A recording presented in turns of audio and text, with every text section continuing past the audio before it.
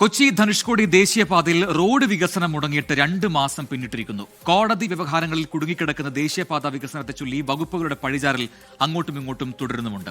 വീതി കൂട്ടാനുള്ള സ്ഥലം വനഭൂമി അല്ലെന്ന സത്യവാങ്മൂലം സർക്കാർ നൽകും എന്ന് മന്ത്രി തന്നെ ഉറപ്പ് പറയുന്നുണ്ട്. എന്നാൽ ഇന്നുവരെ അത് യാഥാർത്ഥ്യമായിട്ടില്ല. നേര്യമംഗലം മുതൽ വാളറ വരെയുള്ള ദേശീയപാതയുടെ 14 കിലോമീറ്റർ ഭാഗം വനഭൂമിയിലൂടെ കടന്നു പോകുന്നതെന്ന സർക്കാരിന്റെ സത്യവാങ്മൂലം കണക്കിലെടുത്താണ് ഹൈക്കോടതി നിർമ്മാണം തടഞ്ഞത്. 2 മാസം കഴിഞ്ഞിട്ടും ഇക്കാര്യത്തിൽ സർക്കാർ വ്യക്തത വരുത്തിയിട്ടില്ല. ഇതിനിടയിൽ വനം വകുപ്പിന്റെ വീഴ്ച സംഭവിച്ചതാണ് എന്നും റോഡ് കടന്നു പോകുന്നത് വനത്തിലൂടെയാണ് എന്ന വനംവകുപ്പിന്റെ സത്യവാങ്മൂലം തെറ്റാണ് എന്നും സർക്കാർ കോടതിയെ വാക്കാൽ അറിയിച്ചു.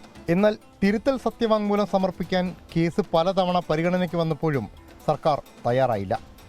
ഇടുക്കി ജില്ലയിൽ നിന്നുള്ള ഏക മന്ത്രി റോഷി അഗസ്റ്റിനെതിരെ പ്രതിപക്ഷ സംഘടനകളും ദേശീയപാതാ സംരക്ഷണ സമിതിയും ഇക്കാര്യത്തിൽ പ്രതിഷേധം കടുപ്പിച്ചിട്ടുമുണ്ട്.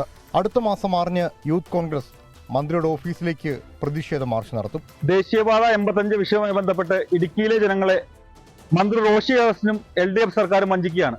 2 തവണ സത്യവാങ്മൂലം നൽകാൻ ഹൈക്കോടതിയിൽ അനുവാദമുണ്ടായിട്ട് പോലും ഇതുവരെ സത്യവാങ്മൂലം നൽകാൻ LDF സർക്കാരിനോ മന്ത്രി റോഷി അഗസ്റ്റിനോ കഴിഞ്ഞിട്ടില്ല.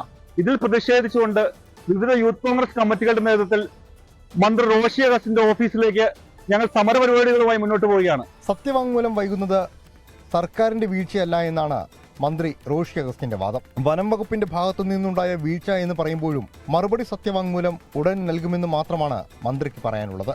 അപ്പോൾ വനംവകുപ്പ് കൊടുത്ത അഫിഡവിറ്റ് ശരിയല്ല എന്ന് സർക്കാരിന് ബോധ്യപ്പെട്ടു. അതുകൊണ്ടാണല്ലോ ഗവൺമെന്റ് പറഞ്ഞ ചീഫ് സെക്രട്ടറി തന്നെ ഇതിന്റെ അഫിഡവിറ്റ് കൊടുക്കും.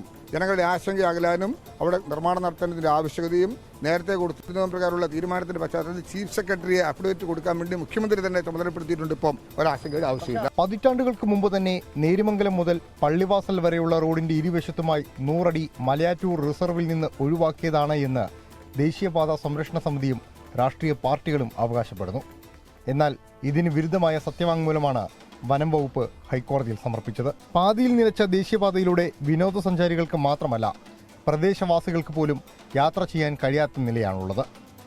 മഴയും ശക്തമായതോടെ മണ്ണിടിച്ചിലിനുള്ള സാധ്യതയും ചെറുതല്ല. വകുപ്പുകൾ തമ്മിൽ പഴിചാരി നീണ്ടുപോകുമ്പോൾ ഇല്ലാതാകുന്നത് ഒരു നാടിൻ്റെ വികസന സ്വപ്നങ്ങളാണ്.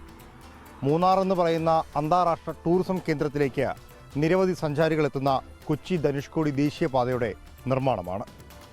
ലാൽകൃഷ്ണൻ, 24 ഇടുക്കി. ലോകത്തെവിടെയായാലും ഏത് സമയത്തും 24 വാർത്തകളും ഓഗ്മെന്റഡ് റിയാലിറ്റി പാക്കേജുകളും എക്സ്പ്ലെയിനറുകളും വിശദമായി കാണാൻ ഞങ്ങളുടെ YouTube ചാനൽ നിങ്ങൾക്ക് സബ്സ്ക്രൈബ് ചെയ്യാം.